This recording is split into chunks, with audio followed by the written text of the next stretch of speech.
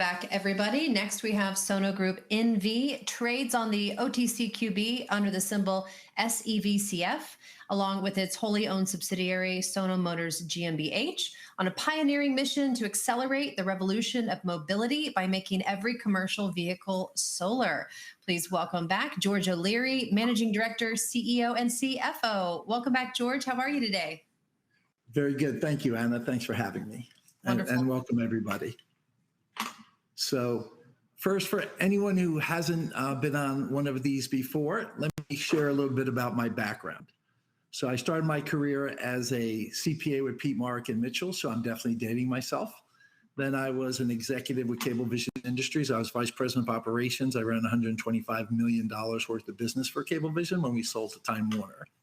Then I started my own cable installation business and grew a business from 5 to 40 million in 4 years, and then sold it to a public company.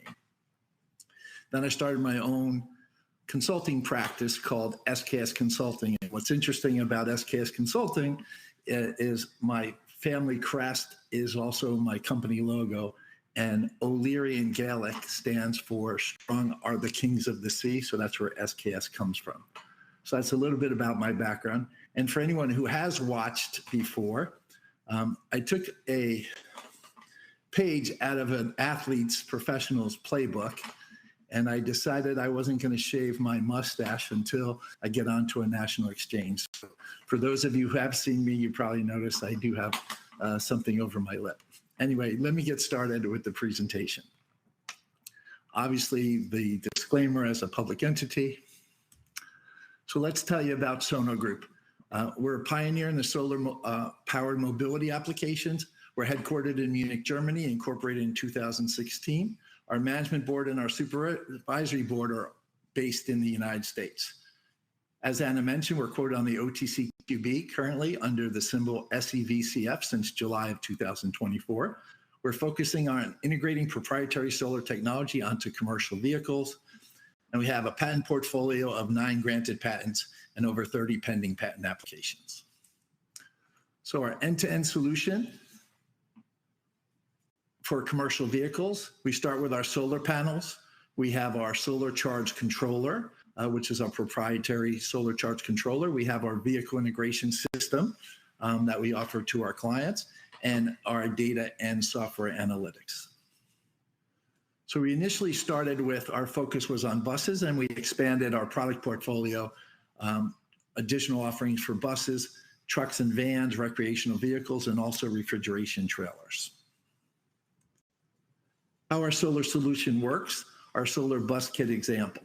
So our solar panels go on the roof of the bus, and then our solar charge controller is connected to the low voltage battery in the bus itself.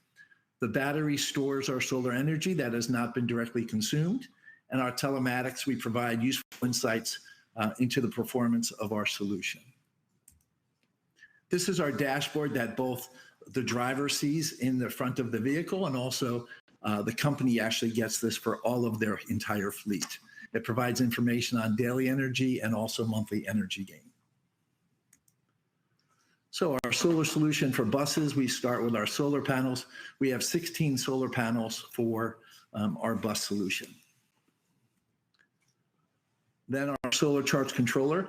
What's very unique about our proprietary solar charge controller is we break it up into zones. So for example, with buses where we have 16 solar panels, it actually creates 8 different zones. So we're picking up the sun energy in 8 different zones. And therefore, instead of, if we're missing the sun on any one of the solar panels, we're still capturing it. It provides for the most efficiency with solar energy. We also have our solution for trucks and vans. As you can see, it's just less solar panels. Our solution for our refrigeration trailers, we have the solar panels both on the top of the trailer and also on the sides of the trailer as an option for refrigeration trailers. So back in November of 2024, we won a prestigious award at our Italy trade show for green innovation for excellence in sustainable innovation. In January of 2025, we were awarded the first national type certification for solar installations in Germany. And basically, we're the first company in Germany to receive the official national type approval for our solar bus kit, streamlining adoption for public transportation. It simplifies the installation and scalability, so our bus operators can now integrate our solution without requiring individual approvals by the government. It accelerates market adoption. This milestone removes regulatory barriers, opening the door for larger scale deployment across all of Europe. In March of 2025, we partnered with Merlin Solar Technologies to expand our global solar solutions. We have a mutual distribution agreement for global expansion and enhanced customer offerings. What I like to say, it's really our best-in-class co-marketing partnership with Merlin solar panels and our solar charge controller and integration know-how. Our two pillars for driving growth of our business is our OEM integration and fleet operators. We're looking to get to the OEMs right at the factory to do as a factory installed option for new vehicles. And with our OEM fleet operators, their customer base, we're focusing on their client base to enable cost savings and sustainability benefits for all of their different clients. Our partnerships, we started with Merlin Solar Technologies, we expanded our reach to North and South America. And we're also focusing on both geographic and product offering opportunities. So global joint ventures and also potentially with other companies that do batteries and other things like that. The hybrid model ensures a broad market penetration, scalability, and customer accessibility without incurring additional operating costs for our business.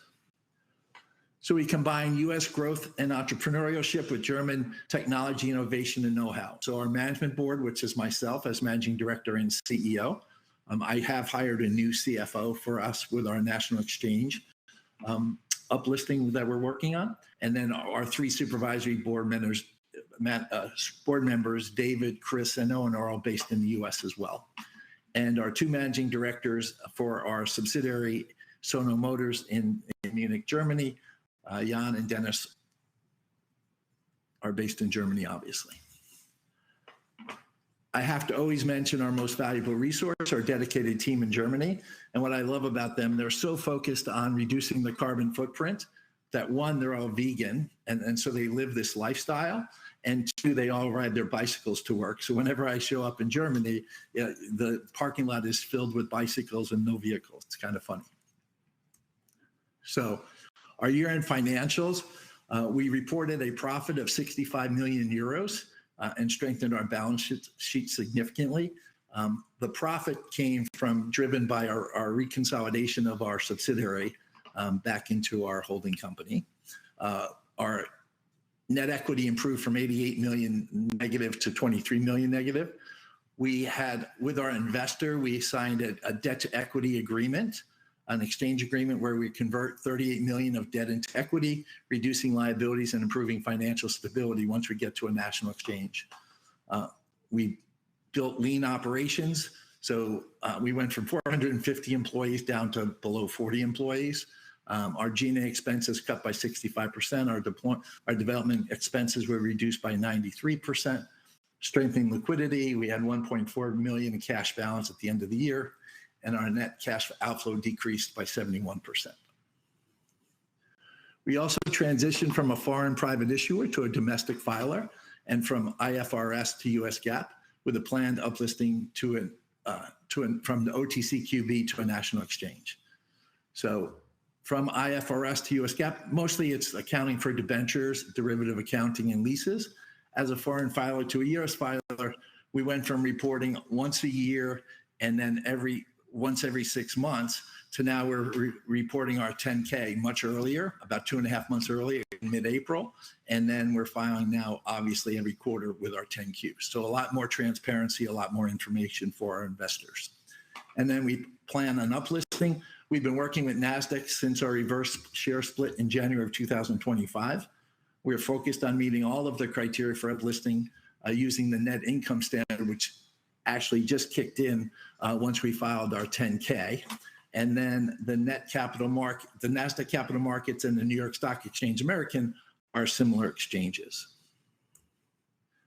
Then we filed our Q1 with a profit of 8.8 million euros, and again, continued lean operations and improved our net equity from 23 million euros to 14 million. And again, our debt to equity conversion when we get to the national exchange will bring us over to a positive net equity. Our first revenues were recorded, and we continue to be doing installations on a weekly basis, so it's driving our revenues as we go forward. We continue our lean operations. Our cash flow from operating activities decreased to 2.2 million from 12 million last year.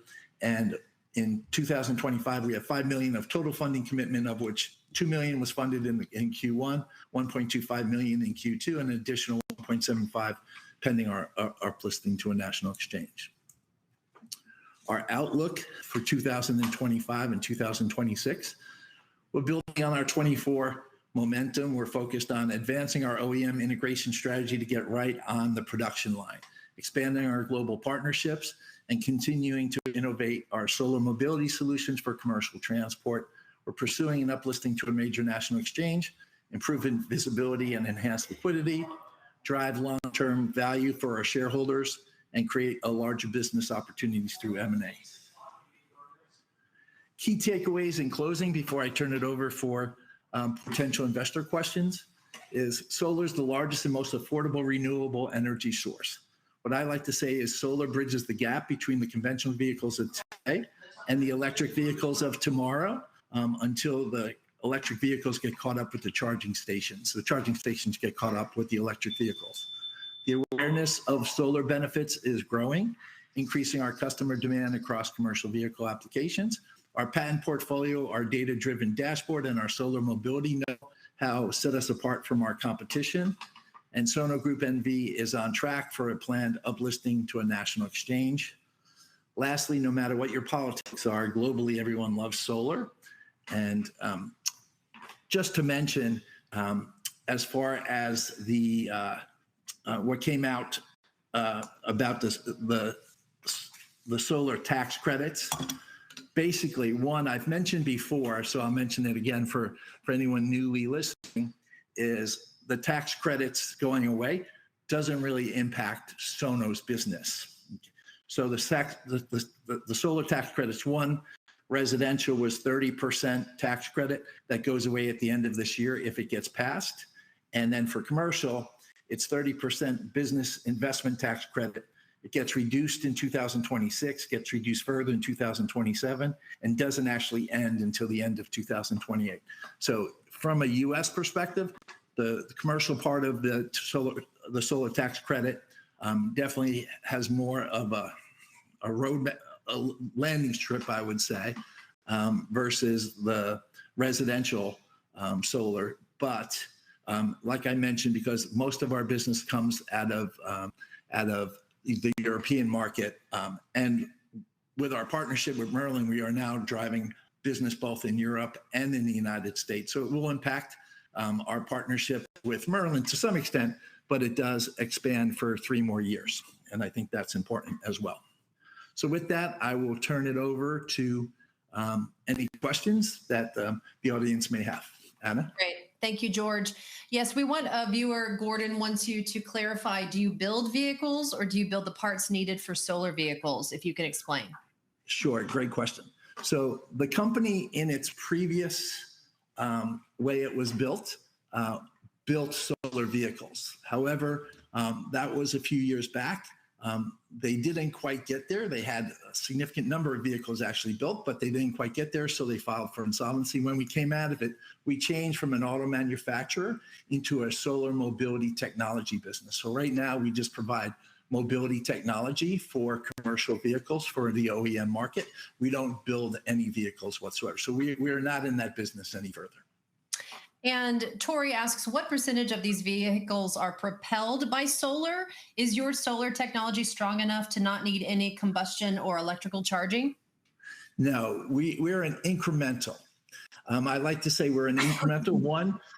What we do is we provide an immediate solution where we're reducing carbon footprint, we're reducing emissions and reducing the cost of operations immediately, but it's an incremental. So the EV market, when the EV markets catch up, One will also provide benefit to the EV vehicles as well. It's a different solution. We go from the low voltage to a high voltage battery solution with the EV market, which we have solutions for both. But for right now, with the diesel commercial vehicles, it's an immediate incremental benefit, but it's not a complete solution. It's tied into either diesel and/or the EV solution as we go forward. Good question. Ryan wants to know, where are the raw materials made and where are you selling currently? Great question. So one, we're selling in the EU, the European market. We do a little bit of business in the US, and with our partnership with Merlin, that should pick up significantly as this year and as the years to go. So we do business in the EU, Germany, and other parts, and also in the UK. We're picking up a significant business in the UK as well. And Meki asks, yes. Sorry.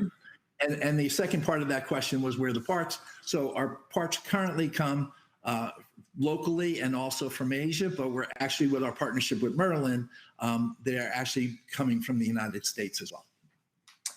And a viewer, Meki, asks, who are your customers and why are they buying from you versus an alternative or your competitors? Great. Yep. As I mentioned in our presentation, our focus is on the large OEMs. So we actually have about 25 large OEMs in our sales pipeline. We have very large OEMs. Of course, when you have large OEMs, they're not huge fans of using their names. We have recently put out on social media, we teamed up with Ford Motor Company, by way of example, for a project called Solar Moves. It was funded by the EU.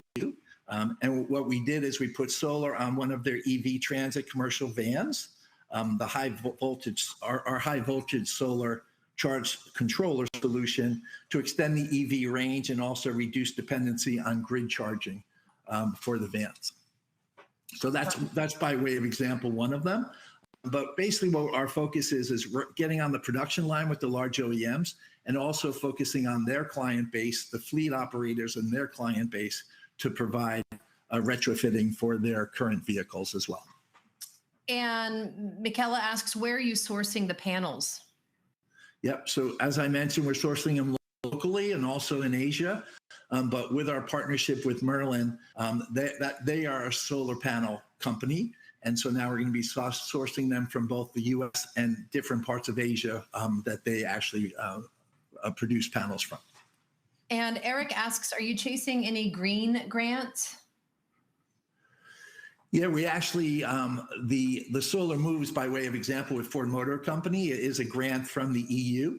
And we do get local grants from Germany every year, and also the EU we get grants from as well. So, and we are. There's big opportunities for us always in working with grants to provide new solutions.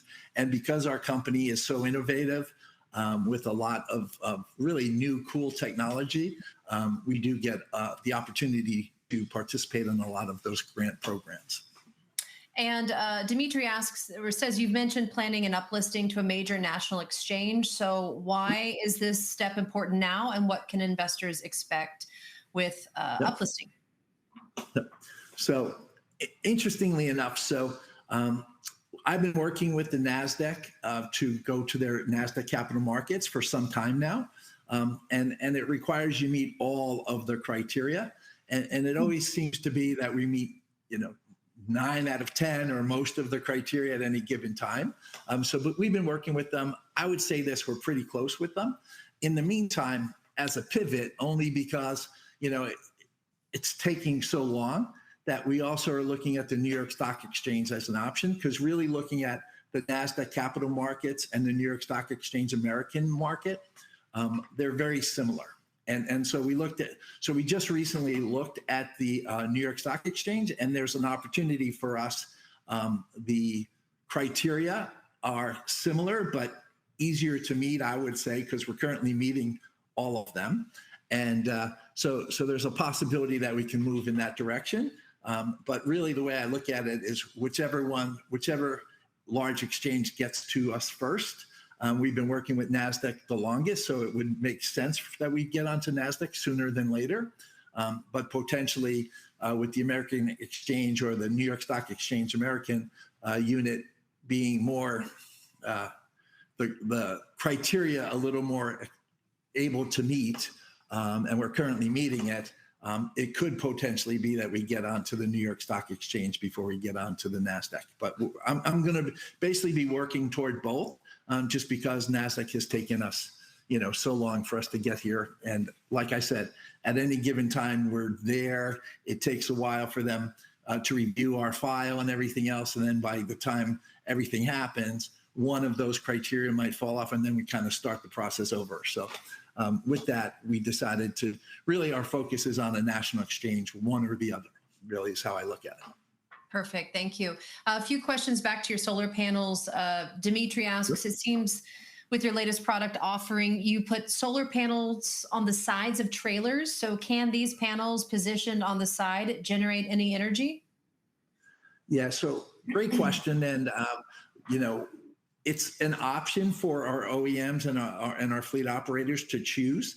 It definitely creates incremental solar energy. So in other words, if you're getting solar depending, from the rooftop, and depending on where the sun is and where it's positioned, potentially you could pick up more solar by having it on either side of the refrigeration trailers. And the trailers are big enough for it really to make sense. When you look at buses, you can't really put them on the sides of buses, or trucks and vans. It really doesn't even make sense. But it's with the refrigeration trailers, it creates really a possibility to do all of it. And it does create a better option for our customer base. And Rich asks, can this solar mobility technology be used for non-vehicles like generators, for example? It's a very good question. This is what I would say. Our focus is on mobility, right? And our focus is on mobility. So I would take that question in a different direction, which is we're focused on commercial vehicles, but it could also relate to trains and to boats and other mobile type operations. I've seen a commercial here in the US where they have a generator tied to a solar panel. So that's an interesting business here in the US. I'm sure it would work. I just don't know that it fits into our business model at this point in time. Makes sense. And Tony, thanks you so much, George. If you could speak to some of your recent projects and maybe talk about the pipeline for 2026. Also, could you speak to the savings for your customers? Sure. As I mentioned, so a few things. One, as a public company, we don't publicize what our pipeline specifically is. As I did mention, one, we have 25 OEMs in our pipeline. We have some of them are very large for the business opportunities in 25 and certainly growing into 26. We're currently at a trade show right now in Hamburg. We just came back from one in Munich, and our sales pipeline is growing fairly substantially. I would say it that way. We also so I'd say that's how I would focus the point is we're definitely growing, and the OEMs are definitely getting more interested in solar mobility, and certainly not only our technical know-how, but our patent portfolio and everything else really makes us stand out from our competition.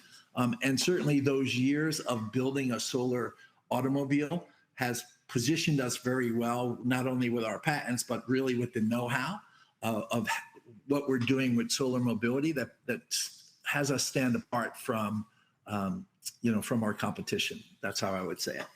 Wonderful. And did I hear you correctly? You're not going to shave your beard until you uplist to the NASDAQ? So no beard, but I'm not shaving my upper lip until I get to it. Yes, until I get, you probably can't even tell, but anyway, this is what I would tell you. This is the first time in my lifetime that I've actually even decided to try to grow a mustache, but I did take a page from the Super Athletes Playbook, and I said, all right, I'm not shaving my upper lip until we get not to NASDAQ, but to a national exchange. So I kind of changed that to a national exchange now that we have other options that we're thinking about as well. Wonderful. Well, I hope it doesn't start to take that long where it starts to curl up on the ends, but if it does, you'll wear that very well. Thank you very much, Anna, and thank you for the time today. Yes, well, we hope to see you again soon. Nice, clean, and shaven, and we'll talk to you soon, George. Thank you for joining us. Absolutely. I'm looking forward to it as well. Take care. All right, everyone, we'll be right back.